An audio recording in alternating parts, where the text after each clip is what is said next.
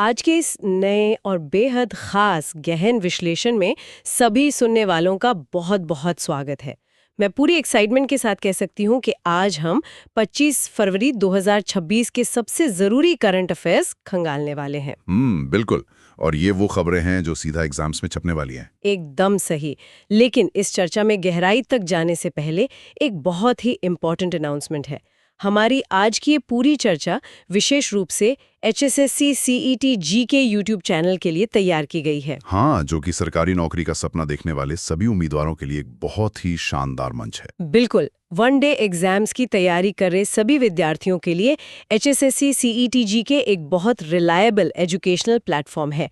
इसलिए मैं इस चर्चा को सुन रहे सभी छात्रों से रिक्वेस्ट करना चाहती हूँ कि वे अभी HSSC CET जी के YouTube चैनल को लाइक करें, शेयर करें और सब्सक्राइब जरूर करें। बिल्कुल, सब्सक्राइब करना बहुत जरूरी है ताकि ऐसी कोई भी इंपॉर्टेंट अपडेट मिस ना हो। तो आज हमारा मिशन सिर्फ खबरें पढ़ना नहीं है।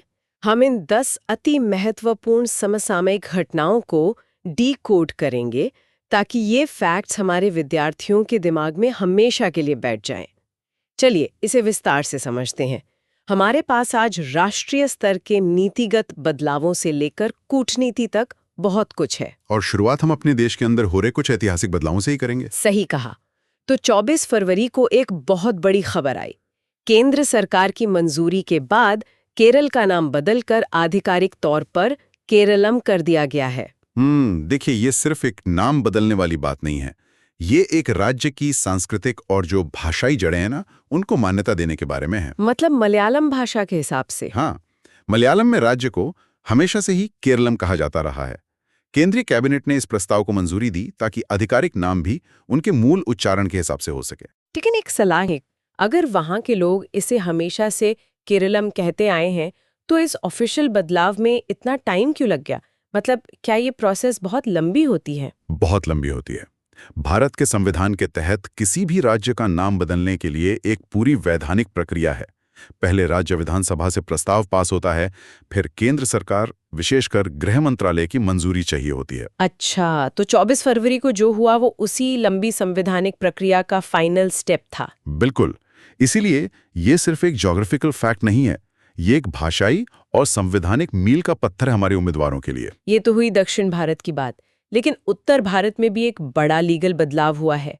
बिहार विधानसभा ने हाल ही में सिविल न्यायालय विधेयक 2026 पास किया है। हाँ, सतह पर ये एक नॉर्मल खबर लग सकती है, लेकिन अगर हम इसे व्यापक दृष्टिकोण से जोड़ें तो हम पाएंगे कि ये नया बिल भारतीय न्यायपालिका को औपनिवेशिक अतीत से मुक्त करने का बहुत बड़ा कदम है। मतलब अंग्रेजों के जमाने के कानूनों को हटाना। एकदम सही। ये विधेयक 1887 के सिविल कोर्ट अधिनियम की जगह ले रहा है। जरा सोचिए, 1887। उस समय अंग्रेजों का जो नागरिक न्यायालयों का ढांचा था, उसका मेन मोटिव बस भू राजस्व वसूलना था। हाँ, उनका मकसद लोगों को न्याय देना थोड़ी था, उन्हें तो बस अपने साम्राज्य का फायदा देखना था। बिल्कुल। और आज के डिजिटल इंडिया में 1887 के नियमों से अदालतें चलेंगी तो न्याय में तो देरी होगी ही। इसका मतलब है कि सिविल न्यायालय विधेयक 2026 से बिहार में केसेस के निपटारे में जो देरी होती है वो कम हो जाएगी। हाँ, आधुनिकीकरण होगा। नए जमाने की जरूरत के हिसाब से ये बहुत बड़ी मांग थी। तो राज्य स्तर पर बुनियादी ढांचे के साथ सामाजिक ढांचे की भी बात कर लेते हैं।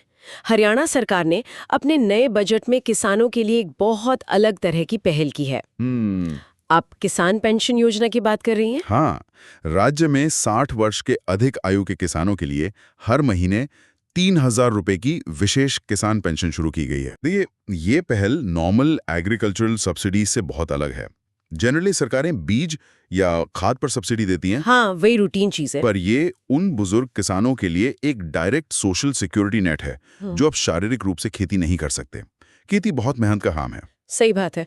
60 साल की उम्र के बाद शरीर उतना साथ नहीं देता, तो ये 3000 रुपए की मासिक पेंशन उनको एक आर्थिक संबल देगी। बिल्कुल। सामाजिक कल्याण के नजरिए से ये बजट का बहुत स्ट्रांग पॉइंट है। एग्जाम्स में ये सीधा पूछा जा सकता है।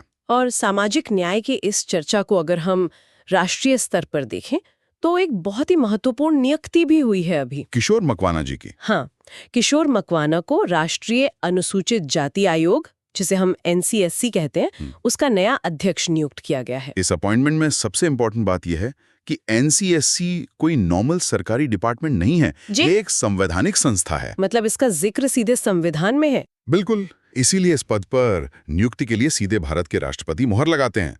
संवैधानिक पद होने की वजह से ये आयोग सरकार से स्वतंत्र होकर काम कर सकता है। तो राष्ट्रपति द्वारा इस पद की मंजूरी इसे प्रशासनिक दृष्टिकोण से बहुत अहम बना देती है। हमारे विद्यार्थियों को ये पॉइंट जरूर नोट करना चाहिए। एकदम। संवैधानिक और सामान्य संस्था का फर्क एग्जाम्स में बार बार पूछा जाता है। तो हमने केरल, बिहार, हरियाणा और एनसीएससी के अध्यक्ष की बात कर ली।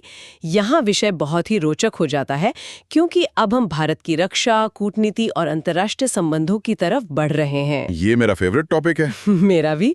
24 फरवरी को भारत और जापान के बीच धर्म गार्जियन संयुक्त सैन्य अभ्यास का 7वां संस्करण शुरू हुआ है। धर्म गार्जियन का ये 7वां संस्करण सामरिक तौर पर बहुत खास है। इसका जो वेन्यू है ना, उत्तराखंड का चौबटिया, ये ध्यान देने वाली बात है। चौबटिया तो काफी पहाड़ी और दुर्गम इलाका है ना? हाँ, और इसी वजह से ये जगह चुनी गई है।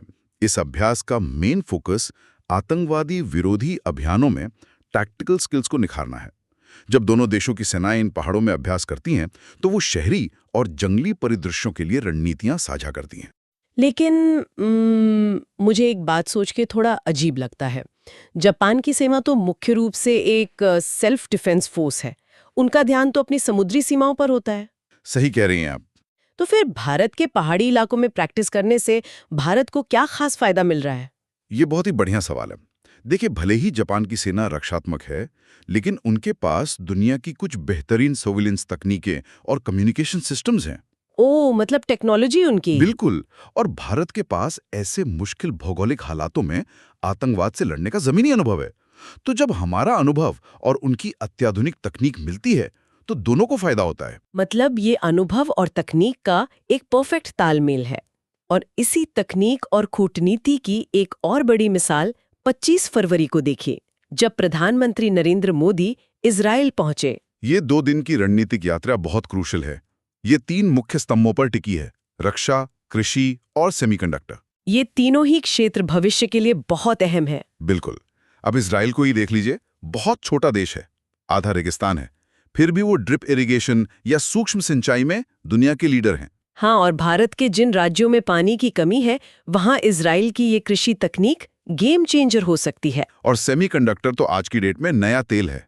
हमारे फोन से लेकर गाड़ियों तक सब इसी पर चलता है। सही कहा। इजराइल का सेमीकंडक्टर इकोसिस्टम बहुत मजबूत है, तो रक्षा उपकरणों के साथ साथ वहां से सहयोग मिलना भारत की इकोनॉमी के लिए बहुत बड़ी बात है। एकदम।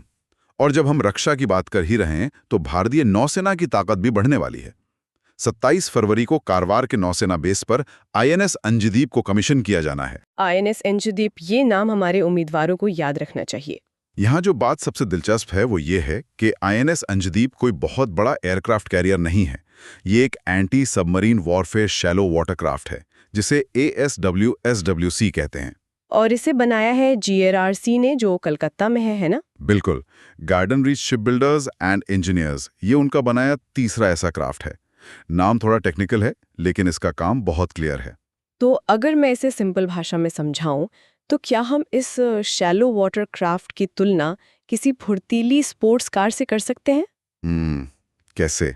जैसे एक बहुत भारी ट्रक तंग गलियों में नहीं जा सकता, वैसे ही बड़ी पनडुब्बियां समुद्र के किनारे उथले पानी में, यानी शैलो वाटर में, आसानी से ऑपरेट नहीं कर सकती। वाह, एकदम सटीक उदाहरण।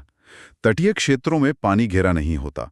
दुश्मन देश अक्सर छोटी पनडुब्बियों से इन्हीं तटीय इलाकों में घुसपैठ करते हैं। हाँ, तो आईएनएस अंजदीप जैसे जहाज इन्हीं कम गहरे पानी वाले इलाकों में दुश्मन की पनडुब्बियों को ढूंढकर नष्ट करने के लिए ही बने हैं। बिल्कुल। कारवा नौसेना बेस पर इसका कमीशन होना भारत की स्वदेशी रक्षा क्षमता का बड़ा सबूत है। तो तटीय सुरक्षा के बाद अब हम अपने चर्चा के आखिरी पड़ाव पर आते हैं। यहाँ हम ग्लोबल रिकॉग्निशन और कुछ ऐसी खबरों की बात करेंगे जिनका सीधा असर आम लोगों पर पड़ता है। बिल्कुल, चलिए देखते हैं। 25 फरवरी को संयुक्त राष्ट्र यानी UN ने सचिन तेंदुलकर को सड़क सुरक्षा के लिए वैश्विक चैंपियन नियुक्त किया है।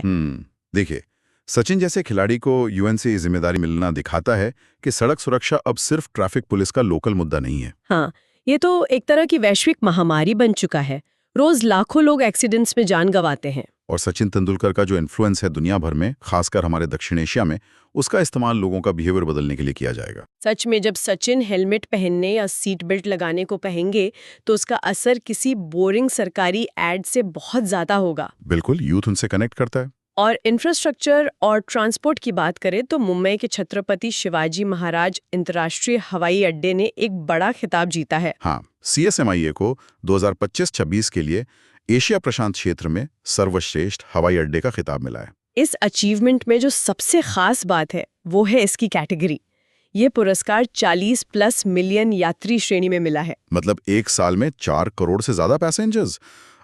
4 करोड़ तो कई देशों की पूरी पॉपुलेशन भी नहीं होती। वही तो, इतनी भारी भीड़ को संभालते हुए अपनी सर्विस क्वालिटी को नंबर 1 रखना बहुत मुश्किल काम है। एशिया प्रशांत जैसे कॉम्पिटिटिव रीजन में बेस्ट होना हमारे इंफ्रास्ट्रक्चर के लिए बहुत प्राउड की बात है। और अब आज की सबसे ज्यादा रेलेवेंट खबर, ये सीधे उन छात्रों से जुड़ी है जो हमारे HSC CET के चैनल पर दिन रात तैयारी करते हैं। विश्वामित्र पोर्टल वाली खबर। हाँ, 24 फरवरी को शिक्षा मंत्रालय ने एक नया AI आधारित पोर्टल लॉन्च किया है, विश्वामित्र। ये पोर्टल मेनली छात्रों की करियर काउंसलिंग और मानसिक स्वास्थ्य पर फोकस करता है। मैं मानती हूँ कि शिक्षा मंत्रालय का ये कदम ये एक्सेप्ट करता है कि आज के टाइम में कॉम्पिटिटिव एग्जाम्स की तैयारी कितनी स्ट्रेसफुल है। बिल्कुल, ये पोर्टल छात्रों को 24 घंटे 7 दिन AI के जरिए मेंटल हेल्थ सपोर्ट और करियर गाइडेंस देगा। हम सभी जानते हैं कि तैयारी करते वक्त कभी भी रात के 2 बजे घबराहट होने लगती है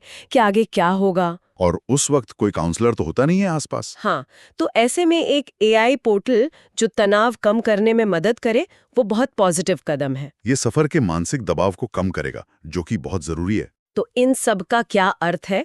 अगर हम आज के इस पूरे विश्लेषण को समराइज करें तो हमने देखा कि भारत पुराने कानूनों को पीछे छोड़ रहा है, केरल का नाम केरलम हुआ, बिहार ने 1868 के एक्ट को हटाकर सिविल न्यायालय विधेयक पास किया, और हरियाणा किसानों को 3000 पेंशन दे रहा है। NSC में किशोर मकवाना आए हैं। रक्षा में धर्म गार्डियन और INS अंजदीप की कमिश्निंग देखी हमने, और प्रधानमंत्री की इजरायल यात्रा भी, जो भविष्य की तकनीक पर बेस्ड है। ग्लोबल लेवल पर सचिन सड़क सुरक्षा के चैंपियन बने, मुंबई एयरपोर्ट बेस्ट बना और शिक्षा मंत्रालय ने विश्वामित्र पोर्टल लॉन्च किया। इससे एक महत्वपूर्ण सवाल उठता है। जी बताइए। आज हमने देखा कि सरकार विश्वामित्र जैसे AI का इस्तेमाल काउंसलिंग के लिए कर रही है, तो जिस स्पीड से AI आगे बढ़ रहा है, वो दिन कितना दूर है जब AI सिर्फ गाइडेंस नहीं देगा, बल्कि उन प्रतियोगी परीक्षाओं के प्रश्न पत्र भी खुद ही सेट करेगा जिनकी तैयारी हमारे विद्यार्थी कर रहे हैं। हो, मतलब इंसान नहीं, AI पेपर बनाएगा।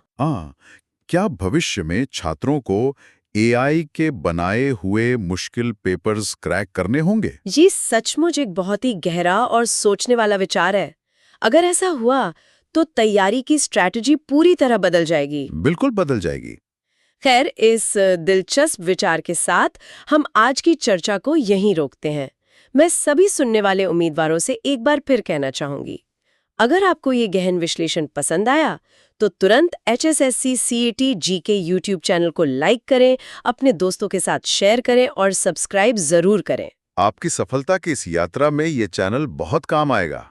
सुनते रहिए, सीखते रहिए और अपनी तैयारी मजबूत करते रहिए। धन्यवाद। बहुत बहुत धन्यवाद।